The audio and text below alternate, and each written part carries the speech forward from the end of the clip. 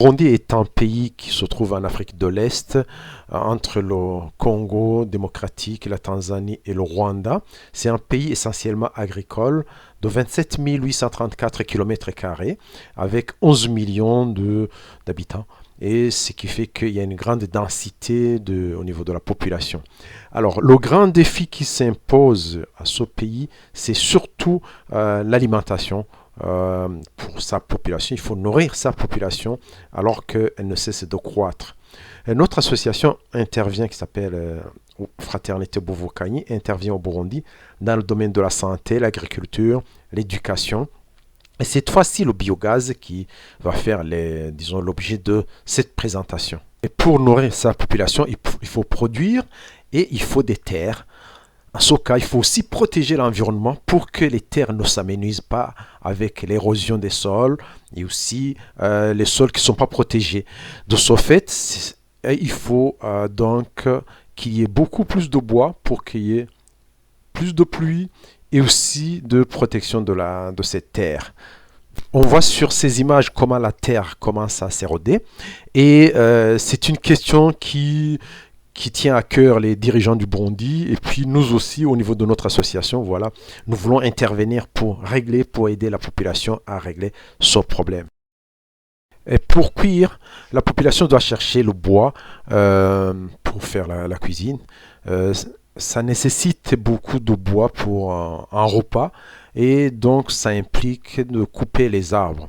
Les gens qui sont en ville, disons qui ont plus de moyens, ils utilisent le charbon, donc ils n'ont pas besoin de couper le bois de cette façon. C'est que le bois a été coupé, cuit sans oxygène pour que ça puisse produire du charbon qui sera utilisé dans les villes. C'est pour ça qu'on voit beaucoup de sacs de charbon qui vont être envoyés dans la capitale, là où les gens ont les moyens, mais les autres utilisent le bois mort ou ils coupent aussi les arbres. À défaut d'avoir son boisement pour couper les arbres, on envoie les enfants chercher le bois mort sur les arbres. C'est un peu périlleux parce que les enfants doivent grimper sur les arbres. Ils peuvent tomber, mais c'est un exercice qui est connu par les enfants. Surtout, ce sont les garçons qui montent sur ces arbres et les filles attendent en bas. En fait, après, ils doivent ramasser assez de bois mort pour que la famille, et surtout les mamans, puissent faire la cuisine entièrement. Sinon, s'ils n'ont pas assez de bois, ils ne peuvent pas manger alors qu'ils disposent de la nourriture. C'est un problème très crucial au niveau du Burundi. Pas seulement au niveau du Burundi, mais aussi au niveau de plusieurs pays africains comme dans ces pays, surtout au Burundi, presque personne n'utilise l'électricité pour faire la cuisine, sauf très peu de gens dans la capitale parce que l'électricité coûte cher. L'autre problème qui se pose est la fumée parce que quand on fait la cuisson, le bois brûle et c'est enfermé dans la maison. Et de ce fait, il y a beaucoup de fumée, la fumée qui abîme les yeux, surtout les yeux des enfants. Et ces enfants doivent lire, apprendre, disons, la seule lumière qu'ils ont, c'est le feu, pour faire la cuisine. Et donc, ça pose beaucoup de problèmes au niveau de la santé, aussi pour les adultes, c'est parce qu'il y a beaucoup de gens maintenant qui portent des lunettes à cause de cette fumée. Donc, c'est pour cela justement qu'on veut éviter cette fumée avec le biogaz. Notre association Fraternité Bouvokani avait discuté avec la population locale des moyens, comment il fallait sortir de cet état. Et puis nous avons pensé à construire un barrage juste dans les villages à côté. Il y a une rivière, il y a une chute d'eau. On pouvait construire un barrage d'environ de 45 kWh pour éclairer, et puis aussi on se disait qu'on pouvait faire la cuisine avec, mais même dans la capitale, comme on l'a déjà vu, ils font pas la cuisine avec l'électricité coûte cher. Or, ce problème d'électricité de barrage, il y a un autre problème qui se posait parce que il y avait les terres, il fallait, prendre des terres qui servaient à l'agriculture dans les marais, les réserver à faire un lac d'eau, de retenue d'eau pour faire un barrage. Et finalement, c'était un problème écologique qui allait s'opposer. Et en même temps, c'est une région, il y a beaucoup de paludisme avec de l'eau stagnante, il y a beaucoup de moustiques. Et donc, de ce fait, on allait augmenter la maladie de paludisme. Le projet a été abandonné et on a pensé donc au biogaz sur le modèle d'une unité de biogaz que nous avons vue au Rwanda et qui pouvait aussi se réaliser au Burundi. Et suivant la plage de température, tu as une forme de biodigestion qui se fait. Entre 20 et 35, tu as une forme de biodigestion.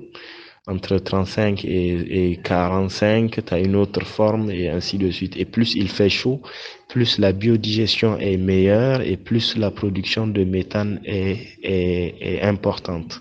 Donc, et en moyenne, il faut attendre 3 semaines, 1 mois. Une fois le substrat mis, il y a des réactions chimiques qui se font au fil des jours, des semaines, et qui vont aboutir petit à petit, qui vont casser le carbone qui est contenu dans la cuve, qui est dans les déjections animales ou dans les feuilles mortes qui ont été broyées, mixées avec de l'eau. Tout le carbone va se décomposer au fur et à mesure parce qu'il n'y a pas d'oxygène. C'est une cuve fermée hermétiquement, il n'y a pas d'oxygène. Et c'est ça qui fait que tu as du méthane qui va finir par se développer dans la cuve et puis qui va monter au-dessus de la cuve. La cuve, elle est remplie aux 3/4 en général de bouse, de vache, de substrat. Par exemple, elle est remplie aux 3/4 de substrat et le dernier quart, c'est du vide. C'est ce qui est réservé au gaz. Donc le gaz qui est produit au fur et à mesure de la fermentation, de la biodigestion, il va monter en haut de la cuve et puis on pourra le récupérer avec un petit tuyau, tout simplement. L'estomac de la vache qu'on reproduit, à l'air libre, dans une cuve, c'est tout. Au lieu que ça se passe dans le ventre de la vache, on fait ça dans une cuve, voilà. Et quand la vache mange, excuse-moi le terme, elle pète du méthane, voilà. Donc c'est un peu ce qu'on a reproduit, c'est tout. D'ailleurs, les scientifiques, les premiers qui ont commencé à utiliser le principe de la biodigestion, ils se sont basés sur la digestion des aliments par la vache, Ils ont reproduit le processus de digestion de la vache. Ils l'ont reproduit pour produire du méthane parce qu'on a vu que la vache produit du méthane et c'est parti comme ça. Donc voilà. Un ingénieur vient d'expliquer le fonctionnement du biogaz et voilà techniquement ce qu'on va voir. En fait, on mélange la bouse de vache, 1 kilo, on ajoute 1 litre d'eau, on mélange, après ça va se déverser dans une cuve, la première cuve, on va voir ça au niveau de ce qui a été construit. Et la cuve est remplie, comme il a dit, aux 3/4. Il y a le quart au-dessus qui va contenir le gaz pour que le gaz soit transporté avec les tuyaux. Et chaque fois qu'on va ajouter la bouse de vache, ça va se déverser dans une autre cuve, mais la deuxième cuve va servir juste pour les fertilisants qui vont sortir, c'est-à-dire que c'est une cuve de transit. Et on voit sur l'image justement la première cuve qui se trouve de l'autre côté. On voit ce qui sort, ce qui dépasse, c'est l'évacuation du gaz en fait. C'est sur ça qu'on va mettre les tuyaux. Et la deuxième cuve qui est en train d'être construite, c'est la deuxième cuve donc d'évacuation des fertilisants finalement. C'est ce qu'on voit concrètement. Voici, d'habitude, nous les hommes ne faisons pas la cuisine. Cette fois-ci, je vais plus embêter ma femme pour faire la cuisson chaque fois. Ça fait environ plus de 30 ans que je ne fais plus la cuisine. Mais cette fois-ci, je vais l'aider parce que le biogaz nous apporte une solution. Et aussi, je devrais aussi l'aider. Il y a une évolution, une modernisation. Je dois participer à ça aussi. Il faudra que mon épouse aussi sente qu'il y a quelque chose qui a changé.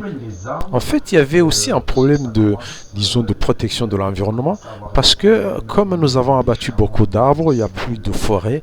Il y a moins de pluie dans le pays ou des fois quand il pleut, il y a une une grande précipitation. Espérons que s'il y a beaucoup plus de biogaz, que ce problème écologique se règle dans le pays. Il y a aussi ce problème d'emploi du temps parce que quand on faisait la cuisine avant, on devait souffler tout le temps sur le feu pour que ça ne s'éteigne pas. Donc quelqu'un qui devait être disponible tout le temps. Mais cette fois-ci, le biogaz, on n'aura plus besoin de souffler. Donc